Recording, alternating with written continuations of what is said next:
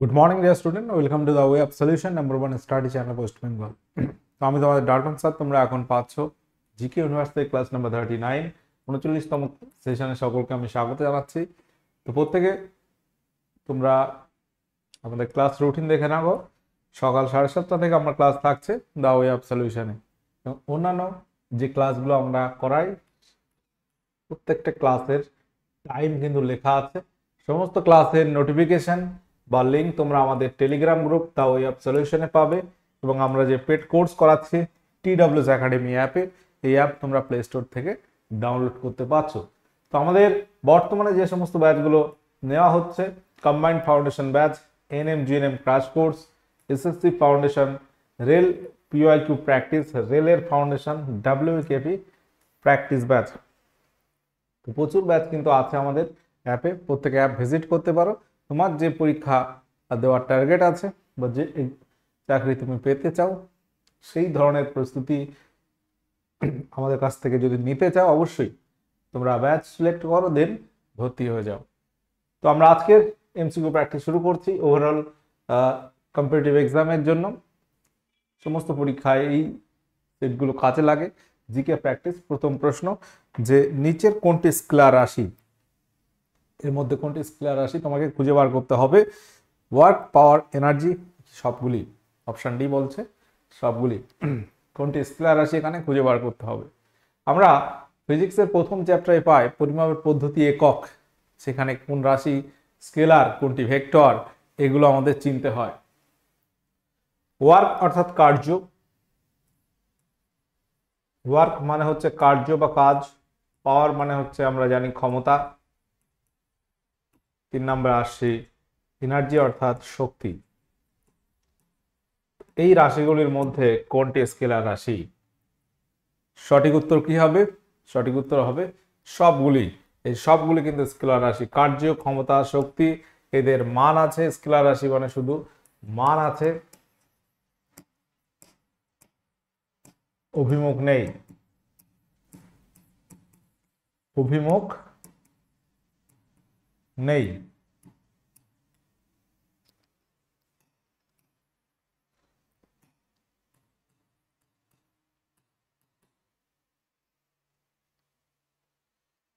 Question number 2, Bharat ও নেপালের সীমানা নির্ধারণকারী নদী নিম্নের কোনটি? ভারতের সঙ্গে নেপালের সীমানা নির্ধারণকারী নদী কোনটি? Sankosh, Balason, Kaljani, Messi. Question number 2, বলো রাইট অ্যান্সার কোনটি হবে? ভারত এবং নেপালের সীমানা নির্ধারণকারী নদী হচ্ছে, উত্তর হবে মেচি। অপশন ডি যারা করছো, তোমাদের অ্যান্সার কিন্তু সঠিক হয়েছে। কোশ্চেন নাম্বার 3, আমেরিকা যুক্তরাষ্ট্র জাপানে পরমাণু বোমা হামলা চালায় কোন সালে? 1939, 1942, 1945, 1946। তো প্রথম এই পরমাণু বোমা হামলা করেছিল আমেরিকা জাপানে, জাপানের হিরোশিমা এবং নাগাসাকিতে। আমরা জানি যে দ্বিতীয় বিশ্বযুদ্ধের সময় আমেরিকা জাপানের হিরোশিমা এবং নাগাসাকি শহরে দুটো পারমাণবিক বোমা বিস্ফোরণ করে। তো সেটা হয়েছিল 1945 সালের। একটা হচ্ছে 6ই আগস্ট হিরোশিমাতে, হিরোশিমাতে এই দিন হিরোশিমা দিবস পালন হয় 6 August. R 9th of August এটা হচ্ছে নাগাসাকিতে, নাগাসাকিতে। এই যে প্রথম বোমা ফেলা হয়েছিল, এর নাম ছিল লিটল বয়। বোমাটার নাম ছিল লিটল বয়। আর এই নাগাসাকিতে যে বোমা ফেলা হয় তার নাম ছিল ফ্যাটম্যান। লিটল বয় এবং ফ্যাটম্যান নামক বোমা ফেলা হয়।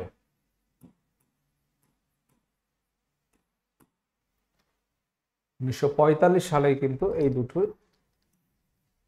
হামলা আমেরিকা চালিয়েছিল। আয়তনে পৃথিবীর সবচেয়ে বড় হ্রদ কোনটি?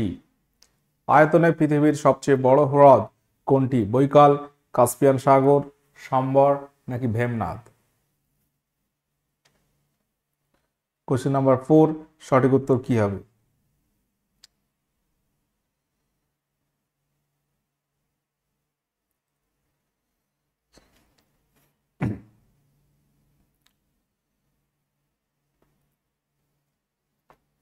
সবচেয়ে বড় হ্রদ পৃথিবীর মধ্যে? উত্তর হবে কাস্পিয়ান সাগর। এটা কিন্তু লবণাক্ত জলের হ্রদ।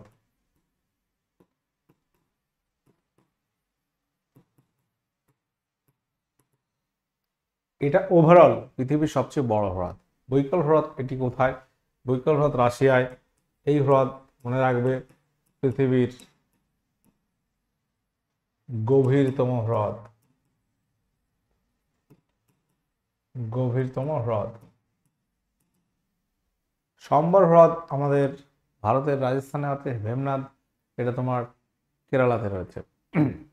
তো এখানে আর একটা পয়েন্ট মনে রাখতে হয়, পৃথিবীর সব থেকে বৃহত্তম মিষ্টি জলের হ্রদের নাম কি? সেটা কিন্তু সুপিরিয়র হ্রদ। সুপিরিয়র হ্রদ এটাও কিন্তু মনে রাখবে, সুপিরিয়র হ্রদ পৃথিবীর বৃহত্তম মিষ্টি জলের হ্রদ, মিষ্টি বা স্বাদু জলের হ্রদ।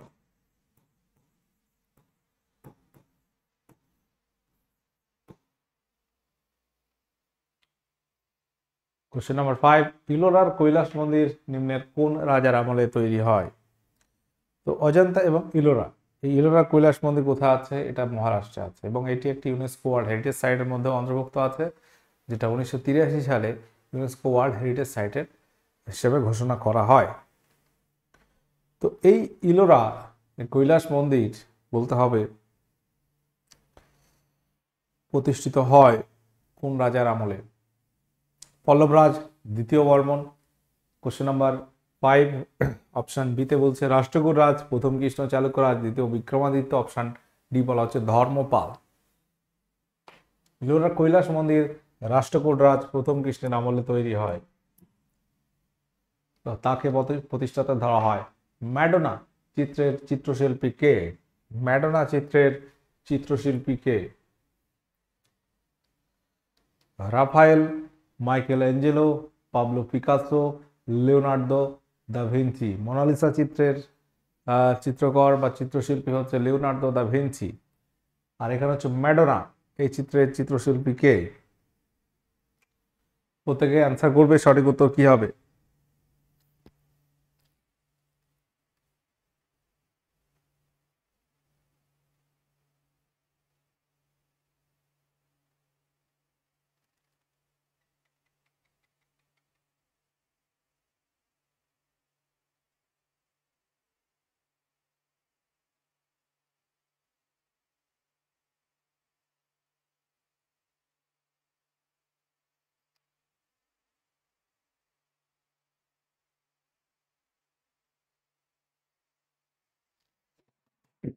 উত্তর হবে রাফায়েল। অপশনে সঠিক উত্তর হবে রাফায়েল।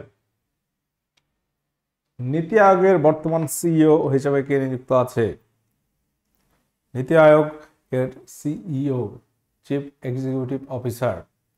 চিফ এক্সিকিউটিভ অফিসার হিসেবে কে নিযুক্ত আছেন? Suman Bery, Rajiv Kumar, BVR Subramaniam. Option D Sangeeta Singh. NITI Aayog, যেটা আগে প্ল্যানিং কমিশন ছিল, বর্তমানে সেটা হচ্ছে নীতি আয়োগ। তো এই নীতি আয়োগ এর সিইও হিসেবে কে নিযুক্ত আছে? উত্তর কি হবে? উত্তর হবে বিভিআর সুব্রমণিয়াম।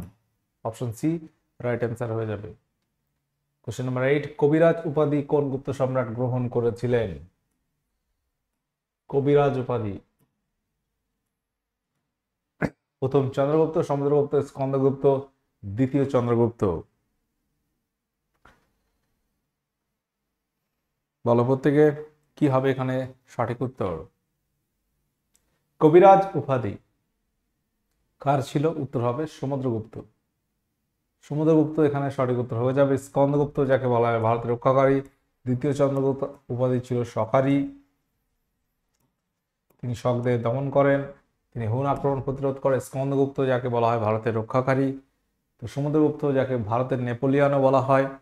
তো কবিরাজ উপাধি নিয়েছিলেন সমুদ্রগুপ্ত। গুপ্তদের মধ্যে গুপ্ত বংশের শ্রেষ্ঠ সম্রাট হিসেবে আমরা কাকে জানি? সমুদ্রগুপ্তকে। কোশ্চেন নাম্বার 9, পজিট্রন কণাকে আবিষ্কার করেন? পজিট্রন কণা কোথায় থাকে? আমরা পরমাণুর গঠনে যদি যাই, পরমাণুর মধ্যে 3টি থাকে স্থায়ী কণা, প্রোটন, ইলেকট্রন, নিউট্রন। এছাড়াও কিছু অস্থায়ী কণা আছে, পজিট্রন, পাই, মেসন ইত্যাদি, নিউট্রিনো, অ্যান্টি নিউট্রিনো। তো এগুলো কিছু অস্থায়ী কণা আছে। তো পজিট্রন কণা, এই কণার আবিষ্কারক কে? Chadwick, Niels Bohr, Rutherford, Anderson. Question number 9, সঠিক উত্তর কি হবে? পজিট্রন কণা যার আবিষ্কারক হচ্ছে বিজ্ঞানী কার্ল অ্যান্ডারসন। অপশন ডি সঠিক উত্তর হবে। বিজ্ঞানী কার্ল অ্যান্ডারসন 1932 সালে এই পজিট্রন কণা আবিষ্কার করেছিলেন। পজিট্রন যেটাকে বলা হয় অনেকটা পজিটিভ ইলেকট্রন মতো, ভরটা ইলেকট্রনের মতো কিন্তু চার্জটা হচ্ছে পজিটিভ, যার কারণে এটাকে পজিট্রন বলা হয়, অনেকটা বলা হয় পজিটিভ ইলেকট্রন। চীনাবাদাম উৎপাদনে ভারতের প্রথম স্থান অধিকার করেছে কোন রাজ্য? উত্তরপ্রদেশ, মিজোরাম, পাঞ্জাব, গুজরাট।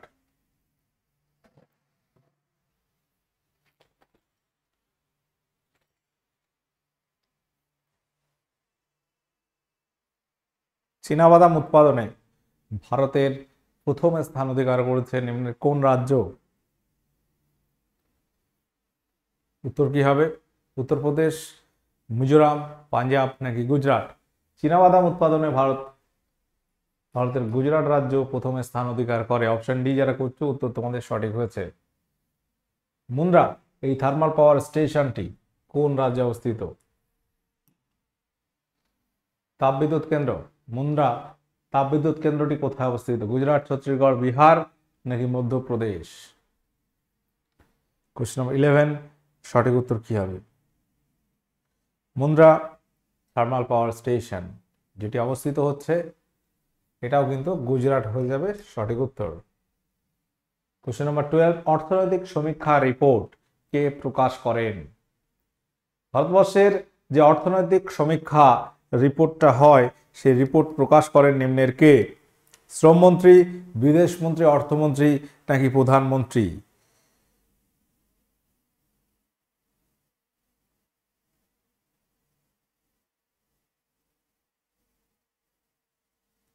সঠিক উত্তর কি হবে? সঠিক উত্তর হবে অর্থমন্ত্রী। নির্মলা সীতারামন পেশ করেছে।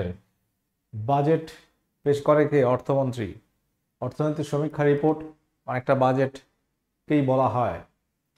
সালোক সংশ্লেষের আলোক দশা সম্পন্ন হয় কোন অংশে? সালোক সংশ্লেষ প্রক্রিয়া, যে প্রক্রিয়ার সাহায্যে উদ্ভিদ গ্লুকোজ তৈরি করে বা খাবার তৈরি করে, সেই সালোক সংশ্লেষ প্রক্রিয়াটা কিন্তু দুটো দশায় সম্পন্ন হয়। একটা বলা হয় আলোক দশা, আর একটা হচ্ছে অন্ধকার দশা বা আলোক নিরপেক্ষ দশা। আলোর উপস্থিতিতে সূর্যরশ্মির ফোটন করার সাহায্যে উদ্ভিদ ক্লোরোফিল এবং সূর্যালোকের সাহায্যে কার্বন ডাইঅক্সাইড এবং জলের সাহায্যে গ্লুকোজ তৈরি করে। তো এখানে আলোক দশা সম্পন্ন হয় ক্লোরোপ্লাস্টের কোথায়? উত্তর হবে গ্রানায়, এবং স্ট্রোমায় হয় অন্ধকার দশা। এই কোশ্চেনটা কিন্তু ভেরি ইম্পর্টেন্ট। অন্ধকার দশা কোথায় সম্পন্ন হয় যদি প্রশ্ন আসে, উত্তর হবে অন্ধকার দশা সম্পন্ন হয় ক্লোরোপ্লাস্টের স্ট্রোমায়। বৃহৎ সংহিতা গ্রন্থটি লিখেছেন কে? বৃহৎ সংহিতা গ্রন্থটি লিখেছেন কে? বিশাখ দত্ত, বরাহ মিহির, মহেন্দ্র বর্মন নাকি বাক্পতি? বৃহৎ সংহিতা গ্রন্থটি কে লিখেছেন? সূর্য সিদ্ধান্ত লিখেছে আর্যভট্ট। বৃহৎ সংহিতা নাম দেখে তোমরা বলতে পারবে, বৃহৎ সংহিতা লিখেছে বরাহ মিহির। বিশাখ দত্তের লেখা হচ্ছে মুদ্রা রাক্ষস নাটক, দেবী চন্দ্রগুপ্তম নাটক, যেটা লিখেছে Vishakhadatta. Question number 14, option B right answer হয়ে যাবে। কোশ্চেন নাম্বার 15, ভারতের সর্ববৃহৎ বন্দরের নাম কি? বিগেস্ট পোর্ট অফ ইন্ডিয়া, সব থেকে বৃহত্তম বন্দর কোনটি? কান্দালা, মুম্বাই, পারাদ্বীপ, বিশাখাপত্তনম।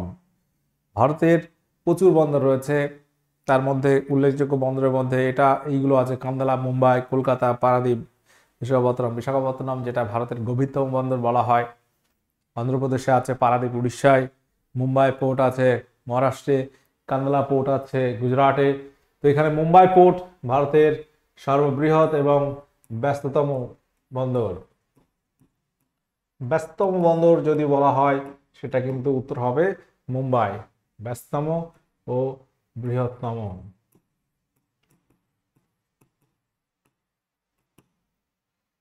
পরবর্তী কোশ্চেনে আমরা আসছি, বেগের হ্রাসের হারকে কি বলা হয়?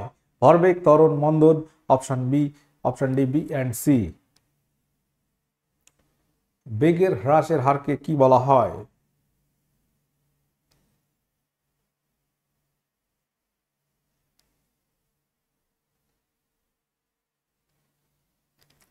প্রত্যেকে বলো এখানে সঠিক উত্তর কোনটি হবে। অর্থাৎ গাড়ি চালাতে চালাতে হঠাৎ বেগটা যদি আমরা কমাতে থাকি, কমতে কমতে স্লো করে দিলাম একদম, এই যে বেগের হ্রাসটা হয়, এই হ্রাসের হারকে বলা হয় মন্দন। ত্বরণ হচ্ছে বেগ বৃদ্ধির হার। দেখো, ত্বরণ হচ্ছে বেগ বৃদ্ধির হার। ত্বরণ এবং মন্দন একে অপরের বিপরীত। বেগ বৃদ্ধির হার সেটাকে বলা হয় ত্বরণ, অ্যাক্সেলারেশন, আর মন্দন হচ্ছে বেগ হ্রাসের হার। ভারতের তোতা পাখি নামে পরিচিত নিম্নের কোন ব্যক্তি? আবুল ফজল, আমির খসরু, ফৈজি, কলহন। ভারতের তোতা পাখি নামে পরিচিত নিম্নের কোন ব্যক্তি? আবুল ফজল, আমির খসরু, ফৈজি নাকি কলহন? সঠিক উত্তর কি হবে এখানে?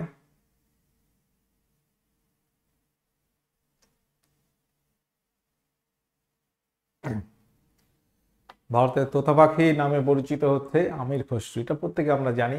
আমির খসরু, তার নাম আমরা পাচ্ছি সেই আহ, কোথায়? আলাউদ্দিন খলজির সময়। তার আগেও পাচ্ছি গিয়াসউদ্দিন বলবানের সময় থেকে পাচ্ছি আলাউদ্দিন খলজি, আমির খসরুর নাম। 2025 সালের ফেব্রুয়ারিতে ভারতীয় সেনাবাহিনী এবং ভারতীয় বিমান বাহিনী কর্তৃক পরিচালিত যৌথ সামরিক প্রশিক্ষণ মহড়ার নাম কি? 2025 সালে ফেব্রুয়ারি মাসে একটা অনুষ্ঠিত হয়েছে ভারতের সেনাবাহিনী এবং বিমান বাহিনীর মধ্যে যৌথ একটা সামরিক মহড়া, সামরিক প্রশিক্ষণ মহড়া। এই মহড়াটির নাম কি? উইন্ড রেডার্স অনুশীলন, গণন শক্তি অনুশীলন, যুদ্ধ অনুশীলন, বায়ু শক্তি অনুশীলন। কোন উত্তরটি সঠিক করবে?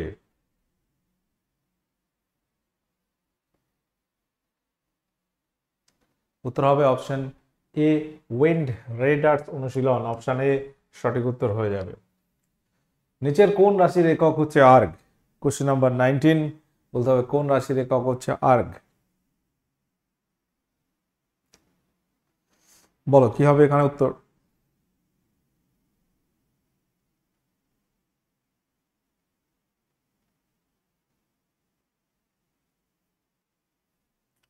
আর্গ হচ্ছে কিসের একক?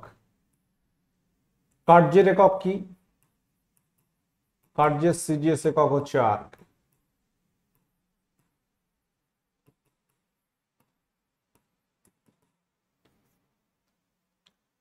শক্তি এবং কার্যের একক একই হয়। শক্তি এবং কার্যের একক কিন্তু একই হয়। এখানে উত্তর হবে শক্তির একক। শক্তি এবং কার্য এর রাশিটা একই হয়। ঠিক আছে, কার্য করার সামর্থ্যকে বা কার্য করার ক্ষমতাকে আমরা শক্তি বলি। শক্তি এবং কার্যের একক একই হবে, তাহলে শক্তি বা কার্যের এখানে আমরা সিজিএস একক বলছি আর্গ। এসআই একক কি জানো? এসআই একক হচ্ছে জুল। এখানে আমাদের যে বিষয়টা মনে রাখতে হবে সেটি হচ্ছে কি? সেটি হচ্ছে কার্য। কার্য মানে বল ইন্টু সরণ। প্রযুক্ত বলের বিরুদ্ধে কি সরণ হয়েছে সেটাই আমরা বলি কার্য। বলের একক হচ্ছে নিউটন, সরণ মানে হচ্ছে মিটার। নিউটন ইন্টু মিটার, এটার নামই হচ্ছে জুল। ঠিক আছে। আবার ডাইন, কার্যের সিজিএস একক ডাইন ইন্টু সেন্টিমিটার, এটার নাম হচ্ছে আর্গ। এই হচ্ছে আর্গ এবং জুলের ভিতরে কি আছে সেটা। নিউটনটাকে যদি আবার ভাঙি আমরা, নিউটন কিসের একক? বলের একক। বল মানে হচ্ছে ভর ইন্টু ত্বরণ। ভর ইন্টু ত্বরণ, ঠিক আছে। ভরের একক ধরো কেজি, ত্বরণ হচ্ছে মিটার পার সেকেন্ড স্কোয়ার, এটা মানে হচ্ছে বল, একক বার করছি, এটা মানেই হচ্ছে নিউটন, ঠিক আছে। তাহলে এখানে আমরা যদি দেখি এই যে নিউটন ইন্টু, আমরা বললাম যে নিউটন ইন্টু মিটার মানে হচ্ছে জুল, তাহলে আলটিমেট এটা যদি আমরা ভাঙি KG into meter per second square into meter into আবার একটা মিটার, এটা মানে হচ্ছে জুল, ঠিক আছে। অর্থাৎ KG into meter square by second square, এটা মানে হচ্ছে জুল। অনেকভাবে এগুলোকে আমরা এক্সপ্লেন করতে পারি, ব্যাখ্যা করতে পারি, আমরা এত কিছু জানবো না, এইটুকু মনে রাখবো। কার্য মানে বল ইন্টু সরণ, কার্য বা শক্তি, শক্তির রাশিটা একই, মূলত একই। বল ইন্টু সরণ মানেই হচ্ছে বলের একক নিউটন, আর সরণ মানে একটা দৈর্ঘ্য, একক মিটার। এটা এসআই পদ্ধতি, আর এটা হচ্ছে সিজিএস পদ্ধতি, ঠিক আছে। এই কিন্তু বিষয়। তো পরবর্তী কোশ্চেন আমরা আসছি, কোশ্চেন নাম্বার 20। টিউবওয়েলের হাতল কোন ধরনের লিভার? টিউবওয়েলের হাতল এটি কোন ধরনের লিভার? তো লিভার নিয়ে আমার বিস্তারিত ক্লাস রয়েছে, এই প্রশ্নটা কিন্তু খুবই আসে। টিউবওয়েলের হাতল এটি কোন ধরনের লিভার খুঁজে বার করতে হবে। একটা টিউবওয়েল যদি আমরা একটু আঁকার চেষ্টা করি, এরকম হয়, এরকম একটা টিউবওয়েল হাতল হয়, ঠিক আছে। এরকম একটা রড থাকবে,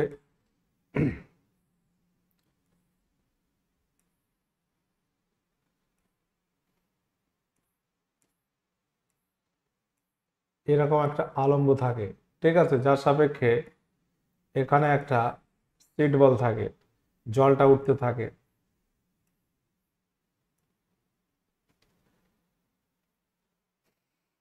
তো এখানে যে বিষয়টা মনে রাখতে হবে আমাদের, এখানে চাপ দেওয়া হয়, এখানে বল প্রয়োগ করা হয়, এটা হচ্ছে আলম্ব, যার সাপেক্ষে কি হয়, যার সাপেক্ষে এই হাতলটা ওঠানামা করে, আর এখানে জল উঠছে, এখানে কাজ হচ্ছে, এই জায়গাটাকে বলা হবে ভার। আলম্ব যদি মাঝখানে থাকে সেটাকে বলবো প্রথম শ্রেণীর লিভার, ভার যদি মাঝখানে থাকে দ্বিতীয় শ্রেণীর লিভার, আর বল যদি মাঝখানে থাকে সেটা হচ্ছে তৃতীয় শ্রেণীর লিভার। তাহলে এটা হবে প্রথম শ্রেণীর লিভার। আচ্ছা, বর্তমানে আমাদের যে সমস্ত ব্যাচগুলো চলছে আমাদের অ্যাপে, প্রথমে আমরা বলেছি একবার, প্রত্যেকে একবার দেখে রাখো, বিভিন্ন পরীক্ষার জন্য আমরা প্রস্তুতি দিচ্ছি। পশ্চিমবঙ্গের মোট রামসার সাইটের সংখ্যা কয়টি? বর্তমানে আমরা যদি দেখি পশ্চিমবঙ্গে রামসার সাইট কয়টি আছে, উত্তর কি হবে? 89, 92 নাকি 4? বর্তমানে রামসার সাইট কয়টি রয়েছে? উত্তর হবে, এই রামসার সাইট কিন্তু বাড়তেই থাকছে, তাই তো। রামসার সাইট টোটাল ভারতে রয়েছে বর্তমানে, ভারতে রয়েছে 89টি এবং ওয়েস্ট বেঙ্গলে আছে 2টি। ওয়েস্ট বেঙ্গলে 2টি আছে, ভারতে বর্তমানে 89টি রয়েছে। এটা ডেটটা আমি যদি দিই, এটা তোমার এপ্রিল 2024-এর ডেটা অনুযায়ী বলছি, এপ্রিল 2025-এর ডেটা। এটা মে মাস যদিও চলছে, আমি লাস্ট মাস পর্যন্ত ধরে নিলাম, ঠিক আছে, বা মে মাসের প্রথম সপ্তাহটা ধরে নিলাম। বর্তমান রামসার সাইট রয়েছে ভারতে 89টি, পশ্চিমবঙ্গে 2টি। কি কি আছে? ওয়েস্ট বেঙ্গলে যে 2টি আছে, কি কি আছে? একটা হচ্ছে পূর্ব কলকাতার জলাভূমি, ইস্ট কলকাতা ওয়েটল্যান্ড জলাভূমি, যেটা 2002 সালে রামসার সাইটের মর্যাদা পায়। আর একটা হচ্ছে সুন্দরবন, 2 নম্বর হচ্ছে সুন্দরবন, সুন্দরবন জলাভূমি, এটা 2019-এ রামসার সাইটের মর্যাদা পেয়েছে।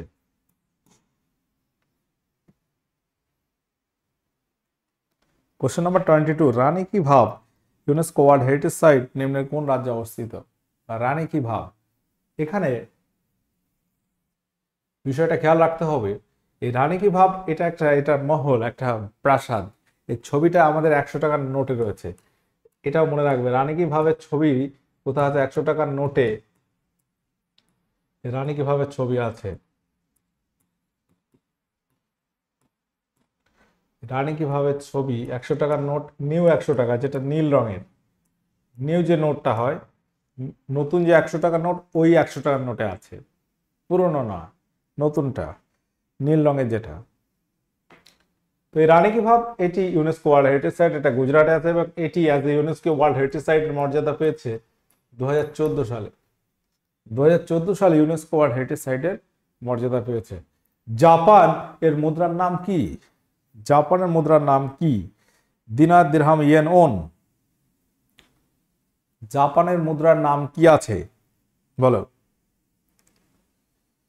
কোশ্চেন নাম্বার 23, জাপানের মুদ্রার নাম দিরহাম হচ্ছে ইউনাইটেড আরব এমিরেটিস, দিনার ইরাকি দিনার, ইরাকি দিনার, ইরানি রিয়াল ইরাকে আছে। ইয়েন হচ্ছে জাপানের মুদ্রার নাম। ওন হচ্ছে কোরিয়ার মুদ্রা, কোরিয়া, উত্তর এবং দক্ষিণ কোরিয়া, নর্থ অ্যান্ড সাউথ, উত্তর এবং দক্ষিণ কোরিয়া, কোরিয়ান ওন, কোরিয়ার মুদ্রার নাম কোরিয়ান ওন। পরবর্তী কোশ্চেন আসছে, প্রথম পঞ্চবার্ষিক পরিকল্পনা তৈরি হয়েছিল কোন মডেলের উপর ভিত্তি করে? একদম ইজি কোশ্চেন, প্রত্যেকে যারা কানেক্ট আছে বলো।